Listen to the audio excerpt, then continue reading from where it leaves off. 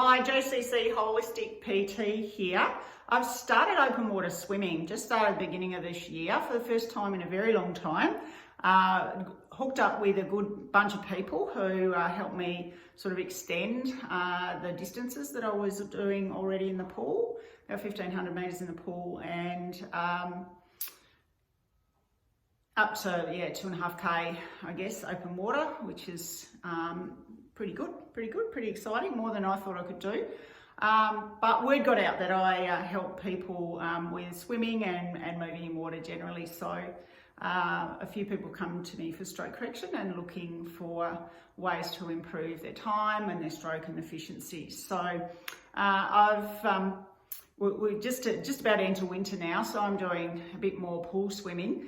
And I've got an Apple Watch, and I was looking at all the ways you can measure your progress and your success.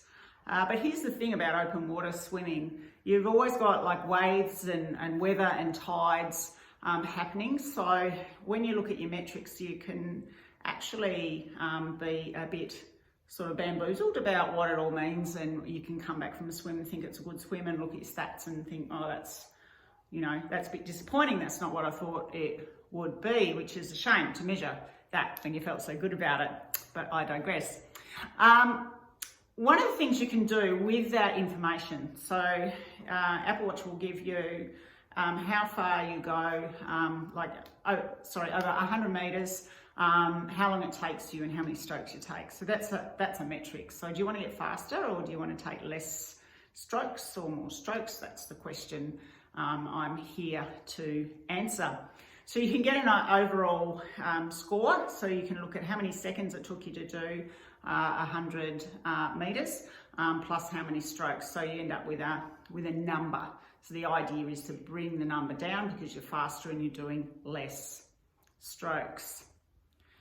So how to actually bring that about? Because you want to get genuine improvement, dedicated improvement to your stroke so that you're a stronger, fitter, more capable swimmer. And then I started pulling back from the sea a bit because it's starting to get a bit frosty and it's winter, so I'm doing more pool swims. And I thought, well, how can I use the pool? Because the 100 metres in the pool is always 100 metres in a pool. There's no tides, there's no wind, no weather. So it's a really good metric to try and measure.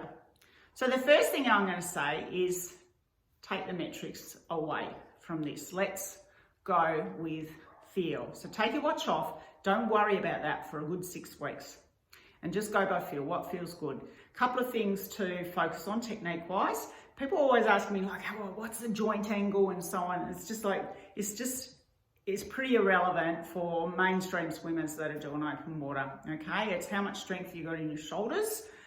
I don't know why people don't want to do a little bit of work on their shoulders, but that's another issue. That's another whole nother video that I'll do another time. But here are some take homes that you can use straight away. First, reach. Okay, so you've got your full reach. Have you got full reach? Are you hitting the water in full reach or are you pushing through the water? So ideally you want to get up and over the wave, not always possible in open water, but nearly always possible in a pool situation. So work on that high elbow entry, which doesn't necessarily convert into open water because of waves and whatnot, but aim for that. Think about the structure, okay? You want to be able to do full reach, and I talk about monkey swings. You want to stretch, so you've got big, long push and pull in your swimming. So just check out what's going on there, okay? Another thing is, do you hang in long phase? That's what I worked out in the pool. Wasn't really aware of it in the sea, but I kind of hang there a little bit slow, look around, have a bit of a breathe and so on. So one thing I'm working on is hand goes in, start to pull. So getting a strength underwater is what I'm talking about here. So hit the water, stretch and start your pull action. Don't hang out in monkey extended arm sort of phase. Nothing happening, no movement happening there, only when the arms are going. Two other things that I notice in the pool that I don't necessarily notice in the sea. And one is, what's my body feeling like it's doing? Am I feeling like I'm bobbing? if I'm feeling like that, a lot of energy is going up and down instead of forward, which is the direction we're after. So usually that bobbing, sense of bobbing, comes from a really deep arm pull. So think about straight, bend straight and get more in alignment. And the other one is feeling like you're kind of snaking in the water, and usually that's in overreach. Okay, so you're overreaching and pulling, and the shoulders come with that overreach. Okay, so get that feeling happening in the water.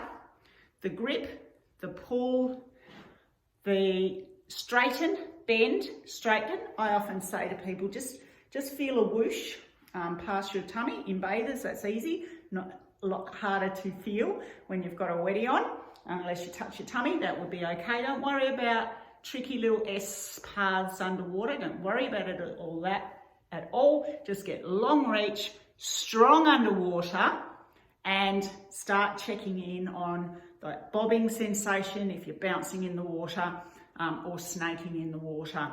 And just play around with your arm action until that lessens, and you will find that you will get to the end of the pool quicker because there's less friction, less movement in the water, and you're putting all your energy into going forwards, and that will transfer into your open water swings.